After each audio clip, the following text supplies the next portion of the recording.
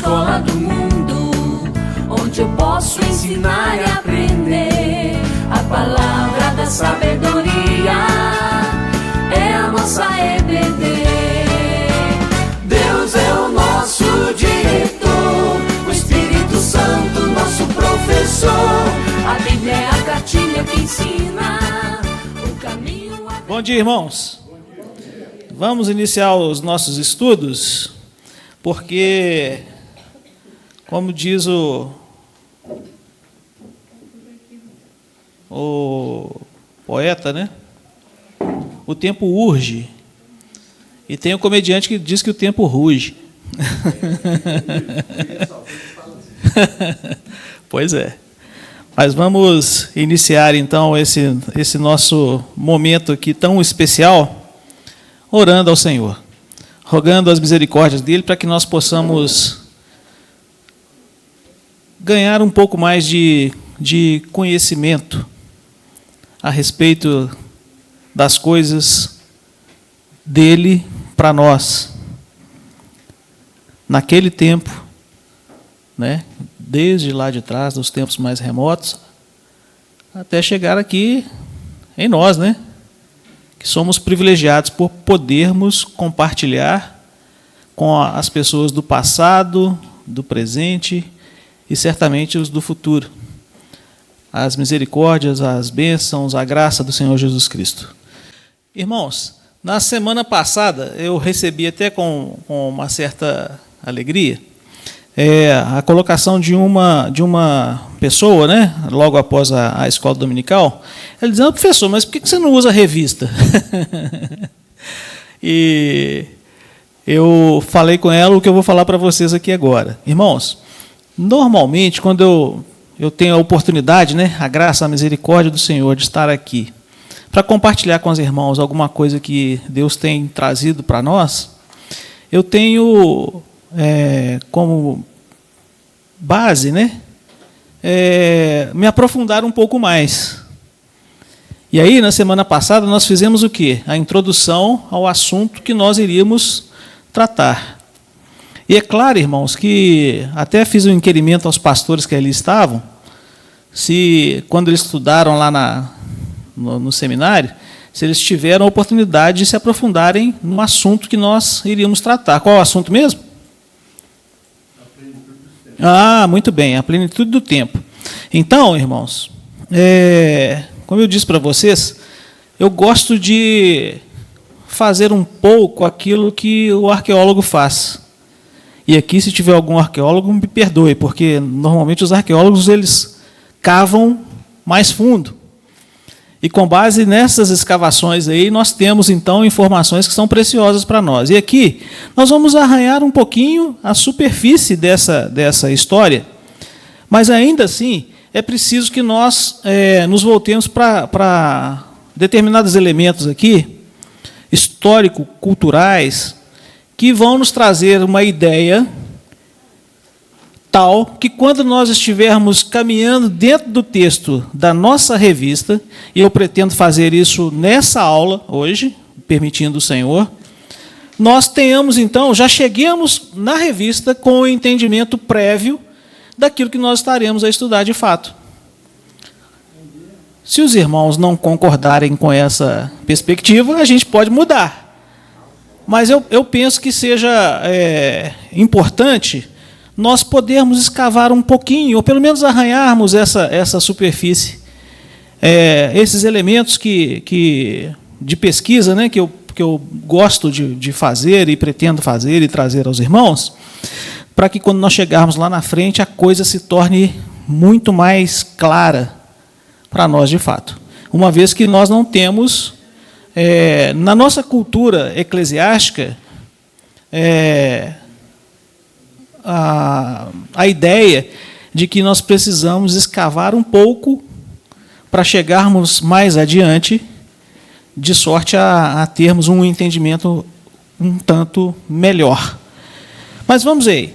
Usando aqui como base o nosso texto, né, correlato a esse estudo que nós faremos, obviamente nós utilizaremos aqui já o Novo Testamento, na carta paulina aos Gálatas, no capítulo 4, no versículo 4. Nós já sabemos quase que de cor isso aí, né? Quem lembra? Isso. Exatamente isso. Eu ter aluno bom é bom por isso. Então, vindo, porém, à plenitude do tempo, Deus enviou o seu Filho, nascido de mulher, nascido sob a lei. Muito bem.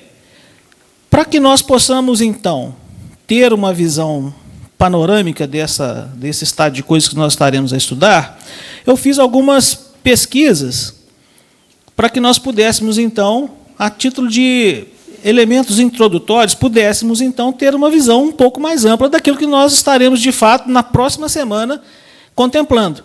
Ou seja, aqueles que não leram a revista na semana passada, ou ainda não leram, leiam, e eu tenho certeza que quando você chegar na sua casa e você tiver a oportunidade de ler o que nós estaremos a, de fato, trazer aqui na próxima semana, vocês terão uma condição melhor, mais ampla, de verificarem aquilo que nós estaremos a ver.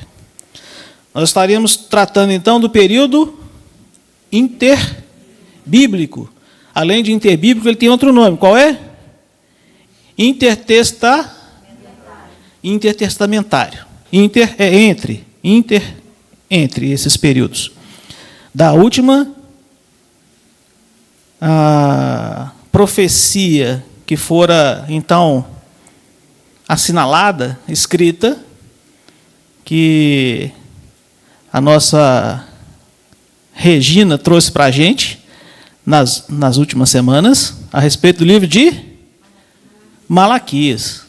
E depois nós vamos já, feito essas nossas conjecturas aqui, nós vamos entrar já no Novo Testamento depois, não nesse primeiro momento, porque nós ainda vamos passar por dois momentos aqui, o mundo judaico e o mundo que vem na sequência da revista aí, os irmãos lembram?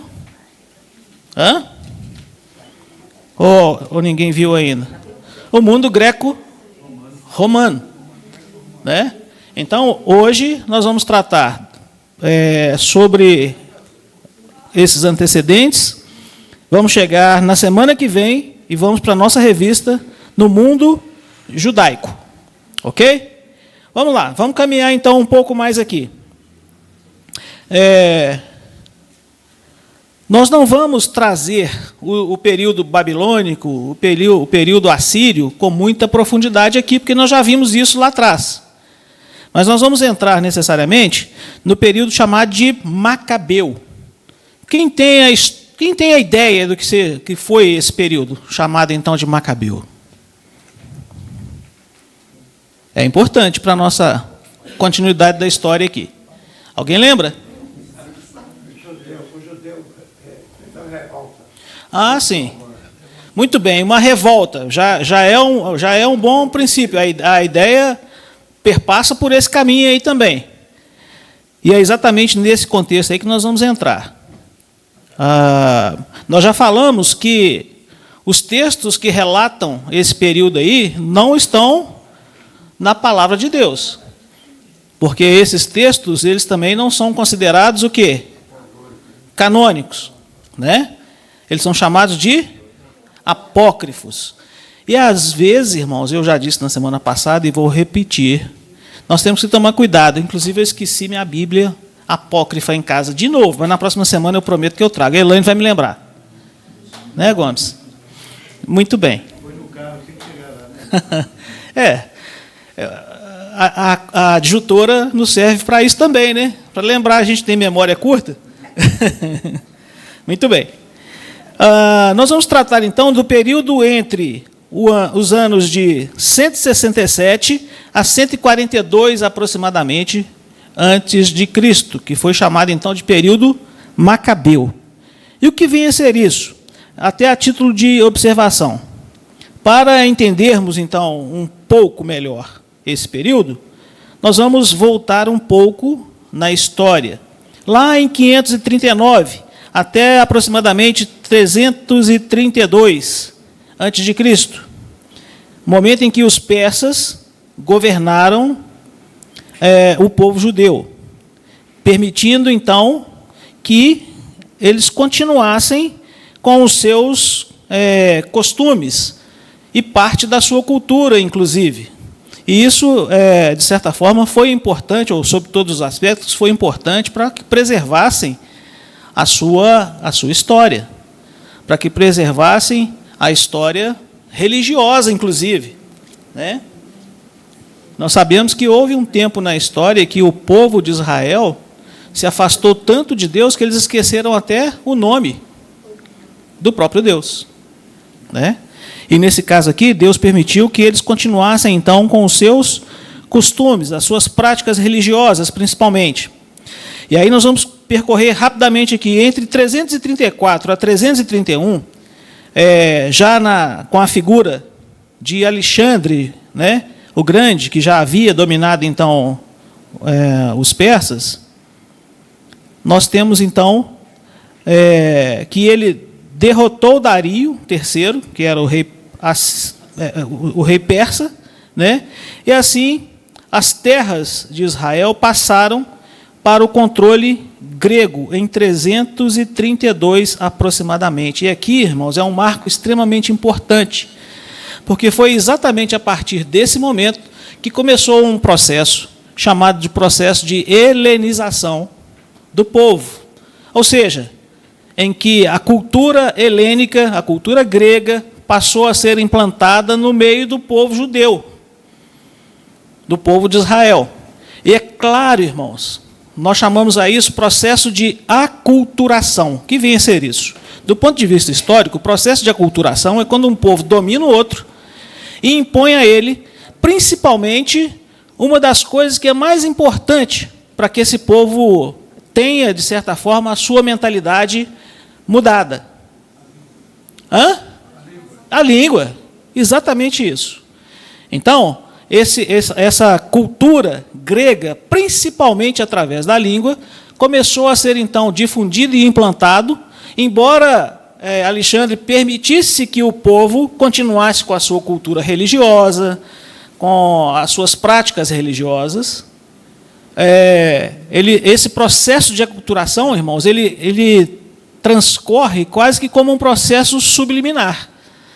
As pessoas passam a fazer aquilo de uma maneira quase que automática, sem perceberem, e tão suave, que penetrou rapidamente na mente daquele povo. Mudou o idioma. Né? Isso é extremamente importante. Hoje, por exemplo, se nós quisermos ir para qualquer canto do mundo, minimamente nós temos que saber falar o quê? Inglês. É por isso que eu estou no Brasil até hoje. Porque like nós like, mas money que é good nós não have. Muito bem. Seguindo aí. Quando Alexandre começa a implementar, então, essas ideias aí de aculturação, passa a existir, então, o controle grego da população, de certa forma, que passou a se comunicar, então, naquela nova língua. Só que quando nós aprendemos uma nova língua, na maioria das vezes, nós também aprendemos novos costumes. E essa era exatamente a ideia. Então, esse processo de aculturação aí, ele não foi um processo que nós podemos dizer violento, pelo contrário, ele foi tão sutil, né, que passou a acontecer de uma maneira quase que natural. E, da mesma forma que a língua sofreu, então, essas alterações, dentro desse processo de aculturação, as outras coisas também foram modificando, naturalmente, os costumes, as práticas, inclusive, queridos, tendo perspectivas de mudanças no próprio aspecto religioso, nas próprias práticas religiosas. Irmãos, entendam, para os judeus, as práticas religiosas sempre foram uma coisa extremamente cara, extremamente bem cuidada, bem preservada. Quando nós pegamos, então, a história do povo de Deus, à medida que que Deus foi determinando aquilo que seria feito, da forma que seria feito, o formato, né, do culto, o formato dos sacrifícios, quem poderia fazê-los. Então, isso era caro aos judeus. Só que de maneira bem subliminar, essas coisas, essas outras coisas das ideias gregas foram entrando e permeando aquela cultura, de tal sorte que o povo judeu, sob certas circunstâncias, deixaram ou passaram a praticar novas formas de culto, inclusive. Né? Inclusive, chegou num momento da história em que as práticas culticas lá no templo, antes da destruição do templo, eram praticadas não mais por sacerdotes de origem arônica. Né? Teve um momento da história, a gente vai observar um pouco mais adiante, que os sacerdotes compravam o seu direito de ser sacerdote. Ou seja, quem compra alguma coisa, provavelmente, quando você compra um lote, qual que é o seu interesse? Quando você compra um terreno, uma casa, você provavelmente já tem a sua, qual que é o seu interesse? É oferir algum lucro, óbvio. Ninguém está aqui para jogar dinheiro. Não, eu vou fazer uma boa ação, vou comprar aquela casa ali que não vale nada, porque eu gosto do meu vizinho, ele é bonitinho, ele tem... A careca dele brilha mais do que a minha. Não é bem por aí, né, irmãos? Quando a gente vai oferir alguma coisa ou comprar alguma coisa, a gente quer oferir algum lucro. E essas pessoas, da mesma forma, também o queriam. Né? Ao invés de prestar culto a Deus, ao invés de fazer aquilo que Deus determinara através das suas ordenanças desde o princípio, que os sacerdotes deveriam ser da família arônica, e esses nem terras teriam, né? Quando na divisão do reino lá, né? nas 12 tribos lá, qual tribo que não tinha direito a ter terra? Hã? Os levíticos, né? Da família levítica. Então, aí já a família sacerdotal. Então, vocês já vão entendendo aí que a coisa já tinha mudado de figura nesse período da história aqui. Vamos um pouco mais adiante aqui, senão não vamos chegar. Muito bem. Os judeus, né, foram impelidos, então, a seguir novas práticas. Né? E essas novas práticas levaram esse povo, que era tão restritivo na questão das suas práticas, e restritivo no bom sentido, né? Porque eles procuravam restringir as suas práticas de acordo com aquilo que Deus ordenara. Eles começaram a abrir mão e foram abrindo os seus limites. E nesse processo o helenismo foi, então, infiltrando nas suas práticas e mudando o sentido das coisas. Normalmente, quando nós passamos por um processo dessa natureza, a ideia é mudar a mente. Né? Então, mudar a mente é muito mais fácil, entre aspas, fazer com que aquele povo faça o que você deseja, do que, então, entrar em batalha com aquele povo e forçar aquele povo a fazer alguma coisa. Então, esse processo aí de helenismo era muito, muito, muito inteligente. Ele acessava a questão da cultura judaica de modo tão significativo, né, através do quê? Da unificação pela língua grega.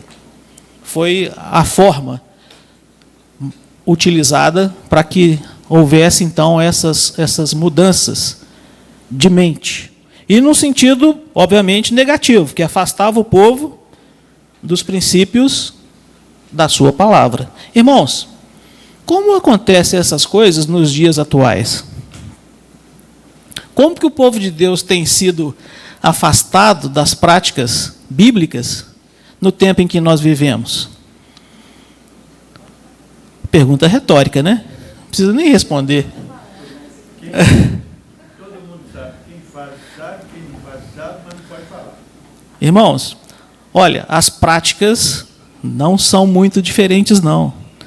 Vai entrando uma coisinha aqui, uma outra coisinha ali, uma dancinha aqui, uma palavrinha ali, e quando a gente assusta, irmãos, também, é claro, muito embora nós saibamos que nós bebemos na fonte desses grupos aí, de ingleses, de americanos, né, e tantos outros que fizeram missões aqui no Brasil, né? Mas, de qualquer forma, de modo geral, o inimigo das nossas almas, ele utiliza recursos semelhantes, tornando as coisas que não são naturais para nós, como se fossem. Então, às vezes, uma forma de agir, uma forma de se vestir, uma forma de se falar, e quando nós assustamos, se é que a gente tem consciência disso, nós já estamos, então, totalmente deformados pela forma mundana. Não por acaso o apóstolo Paulo vai falar o que lá no futuro? Não vos conformeis, mas transformai-vos pela renovação do vosso entendimento. Irmãos, se Paulo falou isso há quase 2000 anos atrás, há cerca de 2000 anos atrás, imagine nos tempos em que nós estamos a viver. A mensagem paulina continua viva para nós hoje. Muito bem. Com a morte de Alexandre em 323 a.C., aproximadamente, e olha que Alexandre morreu aos 32 anos de idade, irmãos. Era super jovem, mas extremamente capacitado, né? Era um guerreiro por natureza, mesmo tendo 1,32 m de altura. Ele era baixíssimo, mas ele era chamado de Alexandre o Grande, mas pelas suas estratégias. Já pensou? Fosse grandão igual eu, assim? 1,75 m. Bom, muito bem, não é muito maior que ele, não, mas vamos lá. Alexandre, então, nesse período, passou. E seus territórios passaram a ser disputados por seus generais, uma vez que Alexandre não teve herdeiros, ele não deixou filhos. Então, esses generais passaram, então, a dividir aquele reino de Alexandre. Foi dividido em 4 partes. Por que eu estou dizendo isso e qual a importância disso? Uma dessas partes era exatamente a parte da Judéia. E aí depois, irmãos, com base nisso aqui que eu estou dizendo, que parece uma coisa que não tem nada a ver, nós vamos entender por que lá na frente existiu a figura de um indivíduo chamado Herodes. Então, nós estamos vendo esse passado aqui para podermos chegar lá onde nós queremos. E nós chegaremos lá com a bênção de Deus. Muito bem. Como ele não deixou herdeiros, houve essa divisão. E lá em 198 a.C., um indivíduo chamado Antíoco III, ou o Grande, aliás, essas titulações aí, né? O Grande, o Magnífico, o Bonito, o Gostosão, normalmente era dado pela própria pessoa, né? Então, irmãos, lá em 198 a.C., Antíoco III, ou o Grande, derrotou Ptolomeu, que era um desses outros 4 que herdaram ali as terras que Alexandre houvera conquistado, e tornou-se, então, o controlador da Palestina. Olha como que a coisa está caminhando aqui, né? Se ele tornou-se o controlador da Palestina, ele estava, então, controlando que povo? Os judeus, inclusive. Muito bem. Oi. Ele dominava o Egito. Sim. Da herança dele veio Cleópatra. Sim, inclusive não era nenhum só Ptolomeu, eram vários, né? Porque eram dinastias. Então, exato, dos Ptolomeus, exatamente. E esse Ptolomeu ao qual você está fazendo menção aí é aquele lá de Alexandria, né? Alexandria também foi uma das igrejas, né? Da Ásia, daquele tempo lá, no Egito, né? Foi uma das igrejas. Mas vamos lá. A Judéia, então, ficou sob o domínio dos chamados, então, Seleucidas. E não se preocupem com esses palavrões que eu estou dizendo aqui, não, tá? Se vocês quiserem fazer uma pesquisa depois, dá um Google lá que vai dar certinho. Você vai descobrir quem era esse povo, como que eles agiam. Hoje nós temos N possibilidades de informação. Se eu vou ficar dissecando isso aqui, nós vamos ficar aqui até o ano que vem. Mas vamos lá. Sendo que as práticas judaicas deixaram, então, de ser aceitas durante o reinado de Antíoco IV. E aqui nós já estamos falando do quarto, ou seja, é uma dinastia. O que é uma dinastia? É quando existe um governo que vai passando de pai para filho, de geração em geração. Então aqui nós já estamos tratando de Antíoco IV, e esse Antíoco IV, ele proibiu as práticas judaicas. Olha só, se num primeiro momento o helenismo trazia essa pseudo-liberdade, né, eu entendo que era uma falsa liberdade. Era só uma forma de transitar no meio do povo. Esse indivíduo aqui, Antíoco IV, ele passou, então, a proibir as práticas judaicas. Esse Antíoco IV, também chamado de Antíoco Epifânio, né, ele fez um dos atos que nós podemos dizer mais escarnecedores e mais brutais em relação à religiosidade judaica. Ele determinou coisas, como, por exemplo, o que eu vou ler aqui, e vocês vão entender como que ele agia. Então, Epifânio fez o quê? Ele, no templo de Jerusalém, ele fez o sacrifício de um porco dentro do templo. Irmãos, imagina isso para os judeus. Era considerado um animal impuro, imundo. E esse indivíduo vem e sacrifica um porco dentro do templo dos judeus. Então, isso aqui é o máximo do que se podia fazer no sentido de profanar o templo e a religião judaica. Diferentemente de Alexandre, olha que tipo de ação ele tomou. Ele não parou apenas por aí, não. Ele saqueou o templo, ou seja, ele roubou as obras de arte do templo, saqueou, o que mais? Ordenou a helenização da Palestina e proibiu que os judeus seguissem as suas práticas e leis. Inclusive, a guarda do sábado, as suas festas da colheita e todas as outras, né? Todas as festas judaicas. Fez mais ainda. Ele proibiu a circuncisão dos filhos. Ele ordenou a destruição das cópias da Torá. Ou seja, irmãos, pegar a lei, a palavra escrita de Deus até ali, existia somente a Torá. Os outros livros ainda não tinham sido compostos, digamos assim.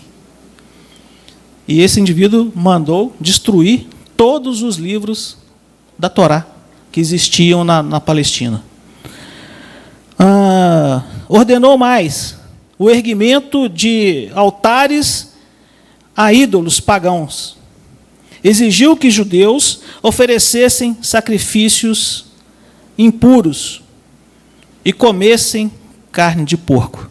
Ou seja, foi uma imposição terrível, dolorosa.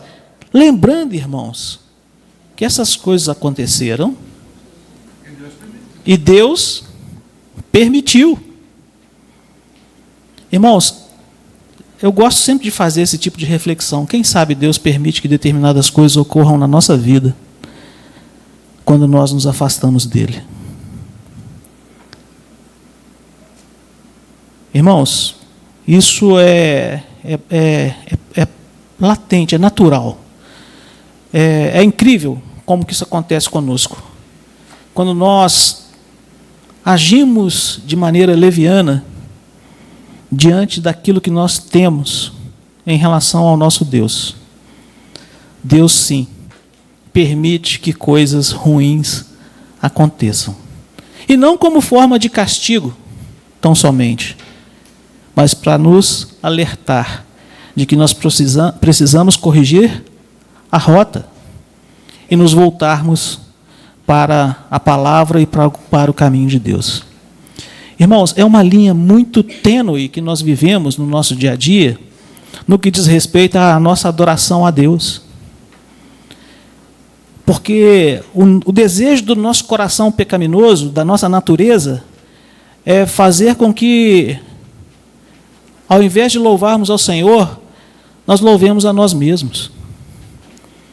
Então, nós chegamos por vezes para cantar, para tocar, para participar do culto de alguma forma, e nós esquecemos de dizer louvado seja Deus e dizemos louvado seja eu.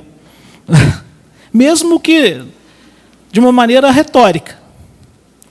Às vezes, no nosso coração, nós trazemos para nós o valor daquilo que de fato não é nosso. Bom, isso é só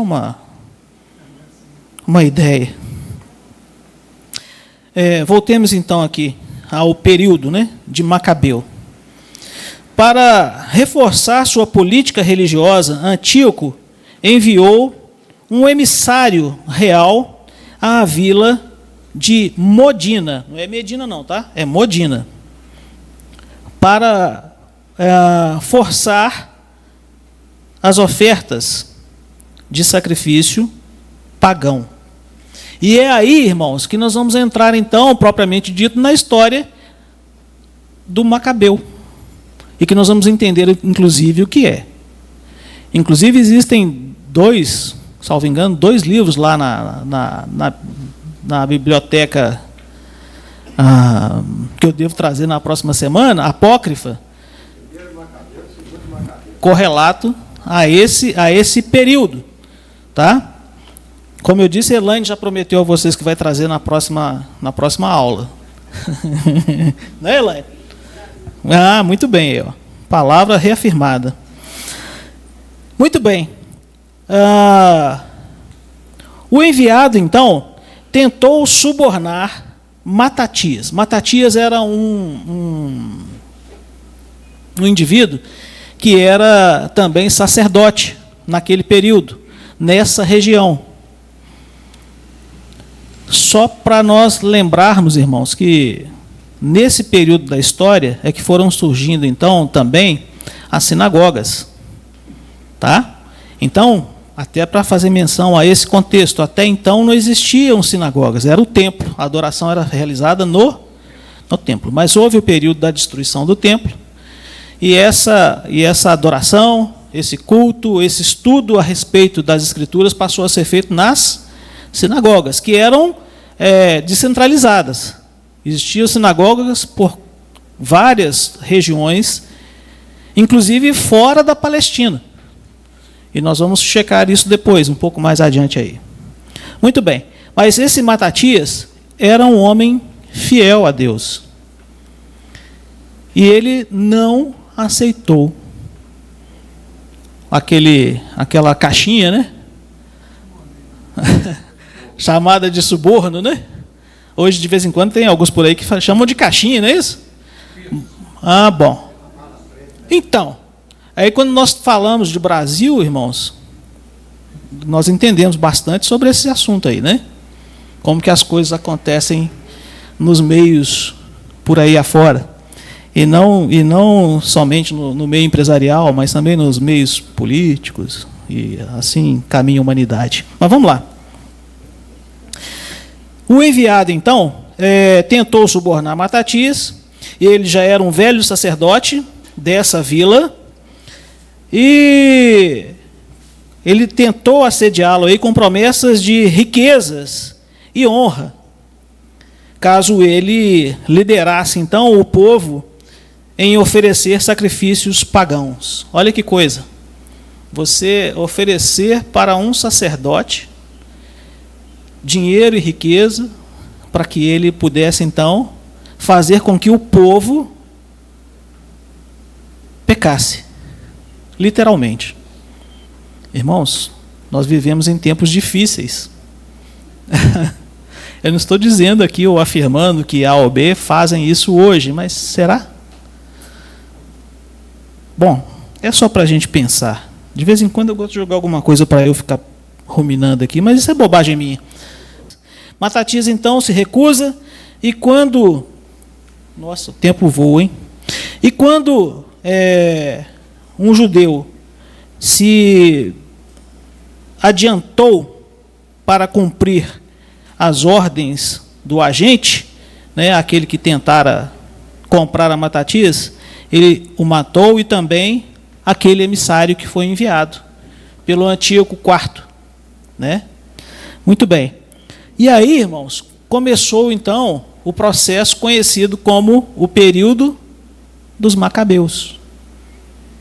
E nós vamos entender... Pode falar, Faria. Seria também a aprovação do Zelote?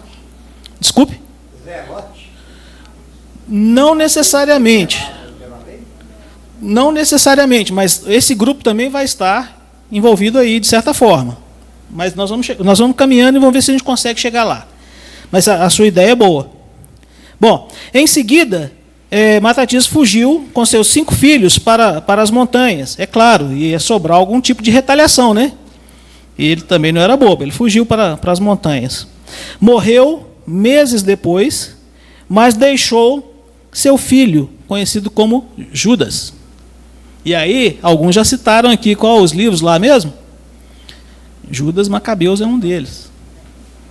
Né? Então, esse Judas, também conhecido como Macabeu significa o martelo. Então, já nos dá a ideia que esse indivíduo era um indivíduo guerreiro.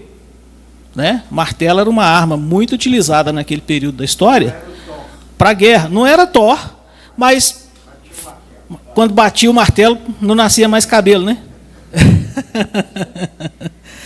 Muito provavelmente porque a pessoa morria. É por isso que não nascia. Muito bem.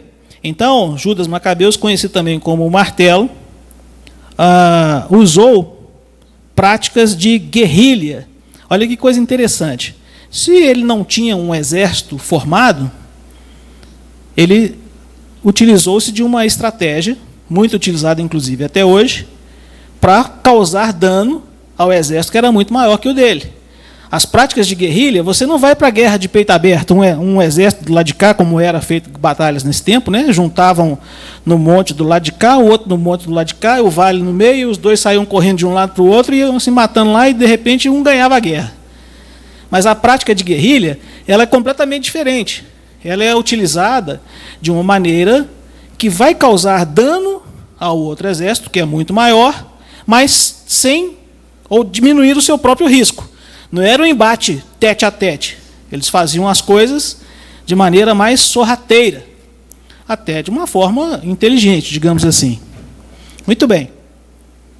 Ele derrotou, então, um exército muito maior que o dele, enviado por Antíoco.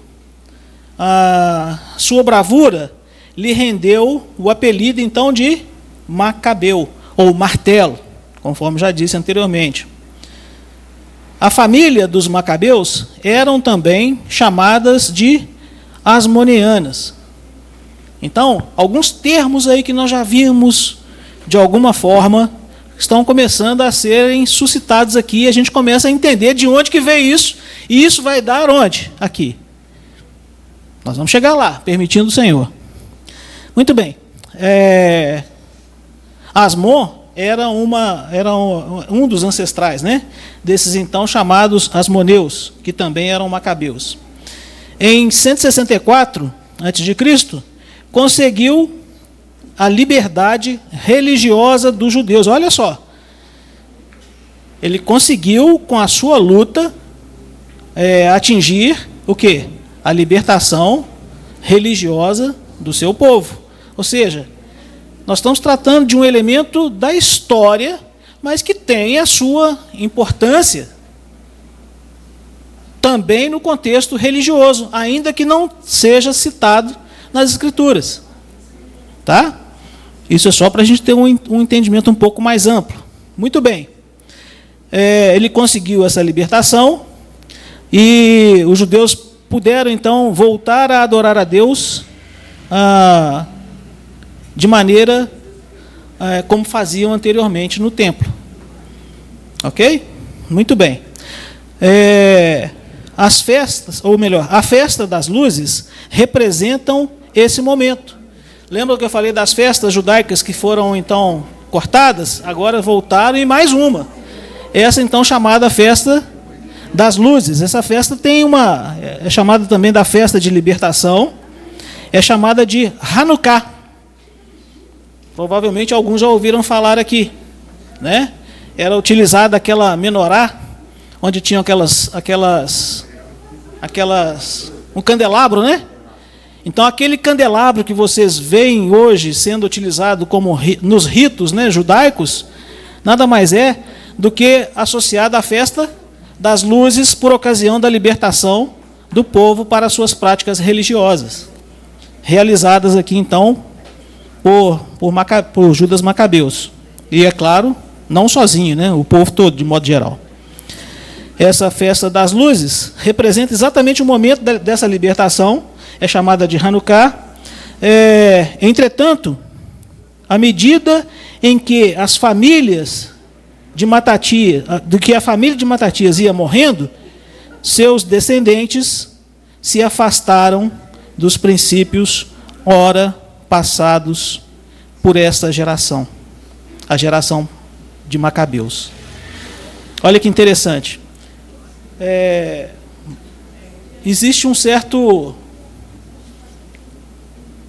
uma forma de ciclo, mas eu, como historiador, eu fico preocupado em dizer ciclo. Eu entendo a história de uma outra forma, né? Tem gente que acha que elementos da história ocorrem e depois ocorrem novamente, eles retornam. Tem gente que tem esse pensamento. Eu tenho um pensamento um pouco diferente. Eu chamaria a história de circular espiralizada. Lembra do espiral do caderno? Essa história, ela repete determinadas coisas, mas ela nunca volta ao que foi. Ela vai andando para frente, vai seguindo o seu rumo, né? Então, o povo aqui, tendo a possibilidade de ter a sua libertação religiosa de volta, à medida em que essa dinastia dos Macabeus foi passando, eles voltaram às práticas anteriores. Irmãos, risco que nós, como crentes em Cristo Jesus, também corremos. Nós recebemos a Cristo, nós tivemos o nosso coração mudado, nós somos pessoas transformadas, mas se nós não vigiarmos, nós vamos voltar a práticas anteriores que podem nos levar ao quê? Aos erros cometidos no passado e ainda outros muito maiores. Bom, muito bem, vamos agilizar o nosso processo aqui. Houve, após o período do Macabeus, o período chamado também Asmoneu, que eu já disse que é da mesma família, cerca de 142 a 63 a.C. E foi assim o período de sucessão de Judas Macabeus. Sendo que o reino de Simão foi breve, foi um desses asmoneus aqui. Foi também o período mais próspero. Logo em seguida veio o de João Hircano, em 135 até 104 a.C. Obteve muitas conquistas, inclusive o status de rei judeu. Esse João Hircano, ele obteve inclusive esse status de rei. Seguindo adiante aí, deu origem a dois grupos importantes. E aqui nós vamos começar a entrar naquilo que o Faria disse. Os fariseus e depois os saduceus. Os zelotes ainda não, mas nós vamos chegar lá. Depois de João Hircano, entrou um indivíduo aqui chamado Aristóbulo I, sucessor de Hircano.